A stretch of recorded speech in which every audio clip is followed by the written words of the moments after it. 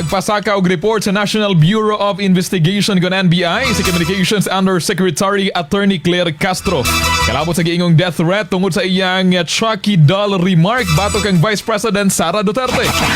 Gipost matod pasab sa Facebook page nga Luminous by Trexie Cruz Angeles and Ahmed Paglinawan.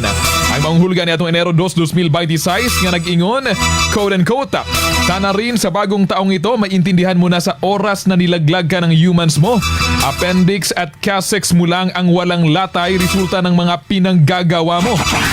Sa mga ni Castro nga ginauna pa niya kung magpasaka kinig kaso sanglit importante nga ma-report dayon ang maong panghitabo tungod sumala niini seryosong butang ang pagpanghulga sa usa ka kinabuhi. Ato maminang pamahayag ni Attorney Claire Castro. Sa ngayon po kasi ang bala ko lang ay i-report. Kung magsasampa man lang ako ng kaso, pag-iisipan ko muna. Ba't kailangan ko lang kasing i-report ito para at least nga, kung may mangyari man sa akin, may mga tao silang pwede maimbestigahan. How do you feel now, ma'am, after seeing yung post ko? At the time, of course natakot ka.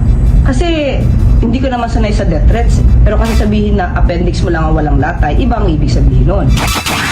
Samtang na pagula sabog tubag kung pamahayag si Attorney Trexie Cruz Angeles sa pag-report ni Castro sa NBI din wala nila gikonsiderang hulga ang post sa ilang page. Inay kini nagpahilom lamang matod pa sa mga kritiko sa Marcos administration. Ato paminahon pamahayag tubag ni Attorney Trexie Cruz Angeles.